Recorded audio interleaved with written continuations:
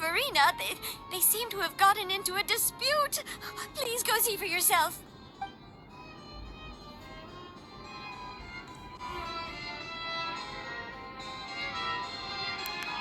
Like I said, I've already explained everything. And yet the problem has not been properly solved. There is little space for excuses between us. It is not my intention to offend you, but please tell me where you stand. You are the Hydro Archon Focalor, are you not? Look at this. This is a list of the victims from the recent Poisson incident.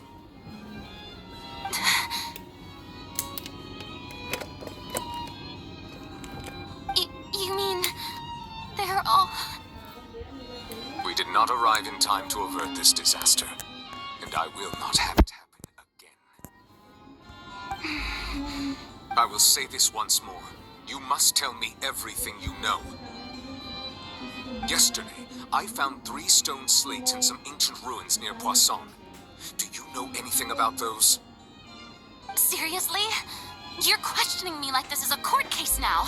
I don't know anything about that. But you found them in some ancient ruins, you say? That's correct, which is why I came to ask you some questions. There should have been 4 slates, but one of them was missing. The other 3 featured different images that seemed to correlate to the prophecy. The prophecy? The second of these slates depicts the previous Hydro Archon Egeria kneeling before a floating island in the sky, as if confessing something. Do you know nothing of this either? I don't. I've never seen such slates. I'll ask you again. Do you really have no information regarding the previous Archon? My deciphering of the slates indicates that the Hydro Archon Egeria once had to confess to, or apologize for, a certain sin. If anyone would know about it, it should be you. All gods don't have the same secrets, you know. She was herself and I'm me. Is it really so strange that I know nothing? I understand your concerns, but I'm sorry. I just don't have anything to tell you. Forgive me for saying this now, Lady Furina, but I have long known of your There are several indications that you have been investigating the prophecy on the sly. This is not strange in itself, considering that you are the Hydro Archon. But it is strange that you should also claim to not know any of Egeria's secrets, as well as do nothing following your inquiries. You have never been as superficial as you have presented yourself to be, nor are you a fool. And yet, your behavior is very inconsistent.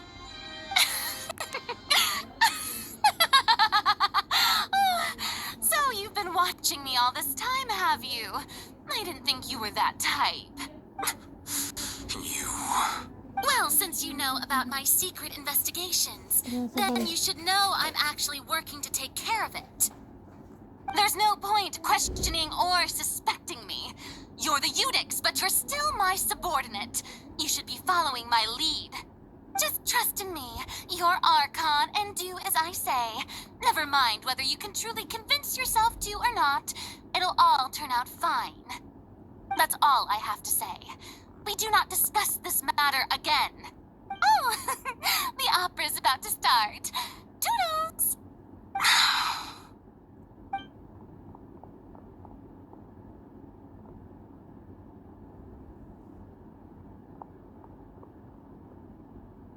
Did Furina not notice us standing by the door? Wonder what's up with her. She was smiling. She didn't seem in the mood to care if we were listening in or not.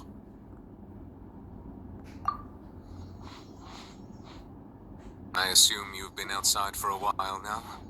Oh, you noticed. Seems Furina didn't even realize we were here. She was in a great panic, though I cannot discern the reason. Our discussion reached impasses time and again, a state of affairs that we cannot allow to continue. Still, I do not understand. Dialogue is the basis for understanding, so why did she keep refusing to engage?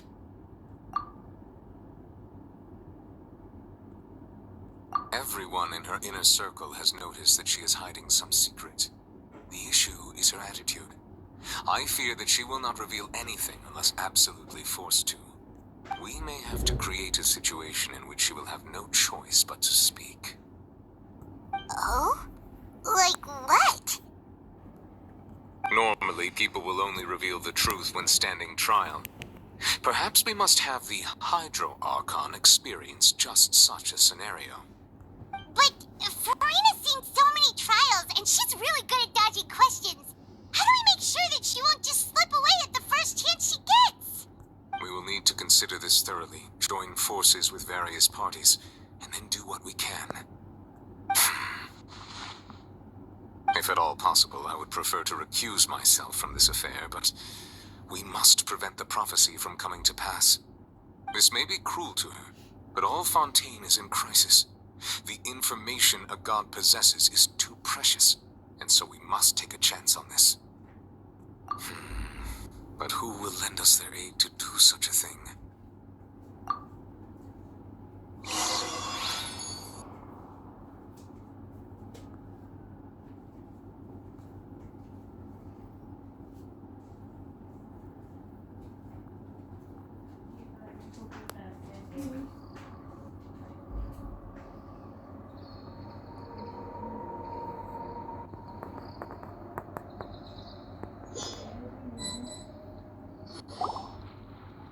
Well, that's everyone, huh? Speaking of which, it was pretty smart of you to think of hiding here. Poisson was just involved in a disaster, so it's presently devoid of people. That naturally makes it the best choice. And here you are drinking tea like it's the most natural thing in the world, huh? That's what families should do. Sit and enjoy a leisurely time together. It's nice to enjoy tea here, you know. Care for a cup? Lend me your ears, everyone. Or perhaps one of you might like to start us off. How about you, friend?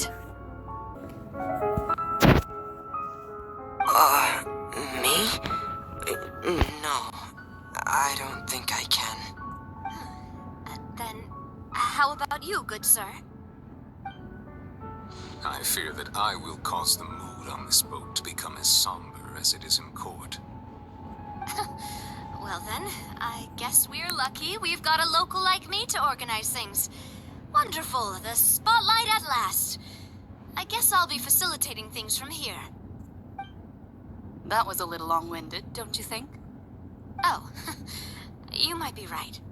Anyway, to cut to the chase, our friend here, the Traveler, has brought us together to discuss something.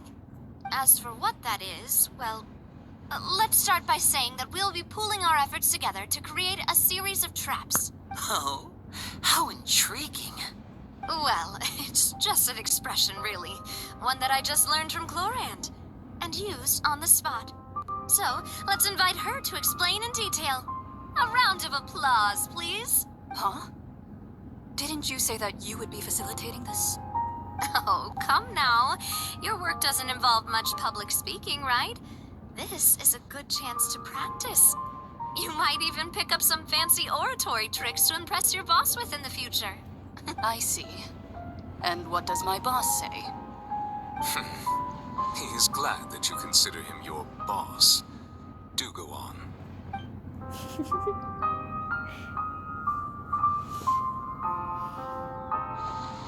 In that case, do any of you have experience hunting? Not that I recall. Fremine and I once used a wooden stick in a basket to catch wild rabbits when we were younger. As for Lynette, oh, right. You were sick that day, weren't you? I've also gone diving to catch some fish before. Does that count? I'm afraid not. You may or may not have heard, but Fontaine once played host to a group known as the Marechaussee Hunters. Though that was their name, they did not hunt animals, but rather various monsters left behind by the ancient dynasty of King Remus. Today, Fontaine's monster population has already thinned greatly, so the hunters have blended back into society, taking up arms in other lines of work. They even left a unique methodology of hunting in their wake. A trap comprises of the following components: bait, a trigger, and a containment device. Sometimes a lethal implement will also be necessary to deal with the prey. So, if we were to build the trap together, right now, what would you choose to build it with? For me, I would prefer something basket-shaped. Pigeons and rabbits will see the bait and naturally enter the snare. Our line of work requires a deft hand, and we're some of the best in the industry, so you can count on our techniques. You used some of those techniques while moving the people of Poisson, didn't you? My subordinates mentioned that you even performed some magic for the bawling children. Yes, and I even managed to gather some intelligence in the meantime. I'm quite the multitasker if I do say so myself. I'm afraid I can't claim that as my strong suit. I prefer more stable methods, like placing bait in the water and waiting for the fish to come within reach. That's the kind of method I would count on. Calm and steady. Exactly the kind of person who would catch loads of fish. And I can be their assistant. With discretion, I'm sure. I'd probably use some sort of mechanical animal. Papa once bought me some small clockwork squirrels, mice, and such. When placed in the forest, they can attract others of their kind. I remember that you liked those too, didn't you? I did. And that would be a good way to go about it. If they're realistic enough, animals of the same kind will follow them all the way to the trap. What about you, Monsieur Neuvillette? I fear I do not have any related experience. That makes sense. You usually solve problems directly, without the use of any such tricks. But I do have one more question for you, Monsieur. If we were to create a trap now, how would you design it? I would like for it to be effective, but bring no harm to the prey. A more gentle trap would be ideal. Kind, as always. However, our intention doesn't necessarily change the containment device and the type of implement we need. If we wanted to kill the prey in one strike, we would need a powerful implement. However, that also goes for prey that must be captured and safely contained. Wait, why is that? Only a hunter who's a true expert at subduing their prey can snare it without harming it. The line that divides life and death is often exceedingly thin. So are we going hunting together? Huh. We hadn't thought of seeing ourselves as hunters. It kinda works, but maybe it's still not the best metaphor.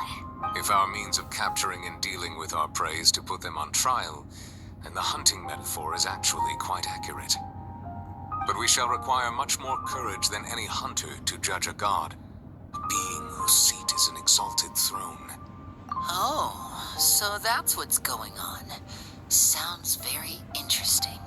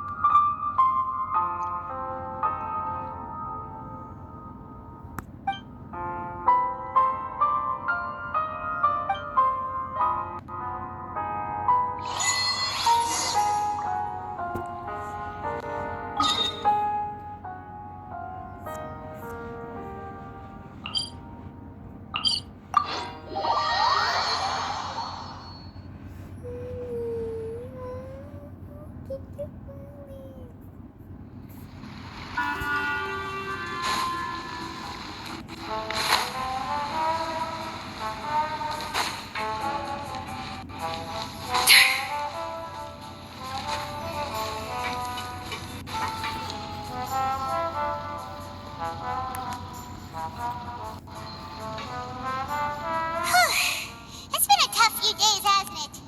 So much has been happening. Paimon didn't think the meetings would go on for so long, but everyone seemed pretty fired up, huh? Paimon thought they'd be at least a little frightened. Well, Furina was, now that Paimon thinks about it, but everyone else just looked a little surprised. Well, it's hard to say. Paimon doesn't have any experience with this sort of thing. But with you around, Paimon sure will do great. After all, you're the most reliable person in the world, aren't you? Did you just pour some tea? Paimon didn't notice you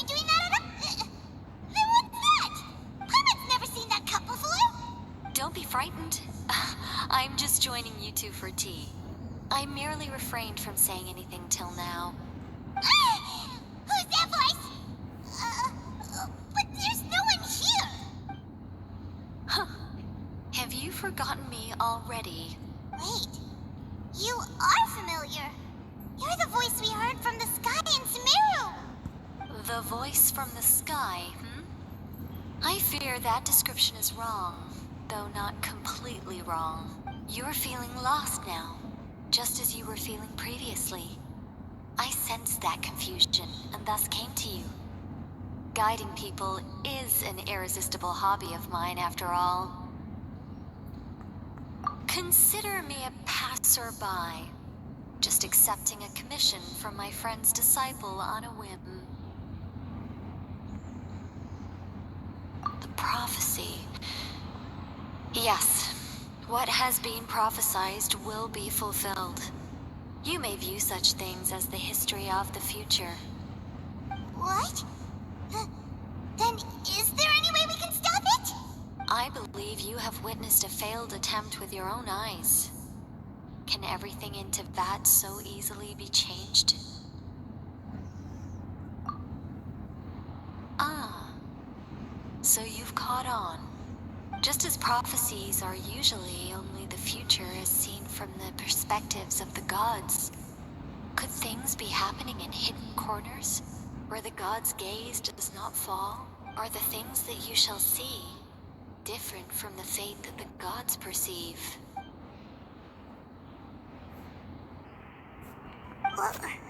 What is she talking about? It all sounds really impressive and important and stuff, but it also sounds kind of scary. I believe that you understand, right?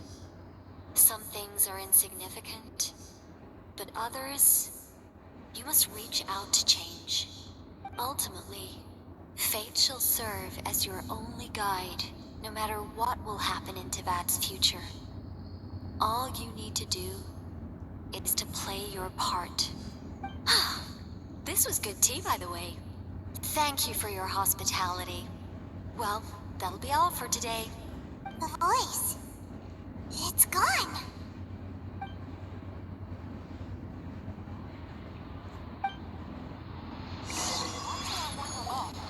To know how it works.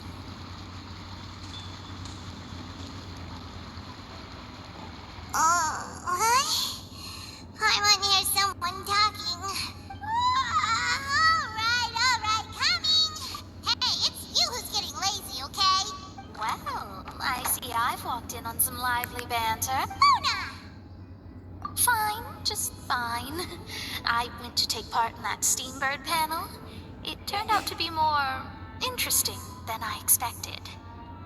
Not all Fontainians are pessimistic about this. One journalist mentioned that sitting around and waiting for the end to come would be wrong, and that they should make their own rescue preparations. I agreed, so we had a brief chat with her. Did she have pink hair by any chance? Why, yes, it was Charlotte.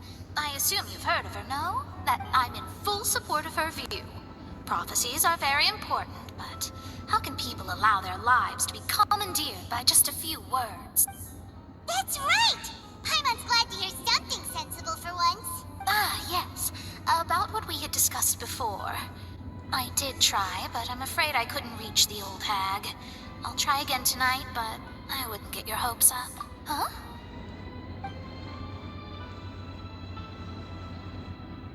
Goodness gracious. Are you serious? She said that even the god's gaze has blind spots. Pretty bold if you ask Paimon. Most people would believe the gods to be all-knowing, right? The Hexen Circle members are certainly anything but ordinary. As for the mage named N, the old hag has mentioned her a few times. She said that N's sense of direction is incredible, and that she loves guiding those who are lost. But I've never met her, and if she were still alive, she'd be... well, suffice it to say that the hag's at least a few hundred now, and N's been around for longer than that. Whoa. The Hexen Circle sounds like a scary group. But they must really stay in shape to live so long. Their abilities alone are pretty terrifying. If she came to see you personally, then the problem you're facing must truly be of great importance. Well, it's not like Paimon could understand anything she said. Yes, she was quite cryptic, but I suspect she means that there is still a way to turn things around. She didn't say when or what that would be, though, so perhaps it is something that you cannot know right now.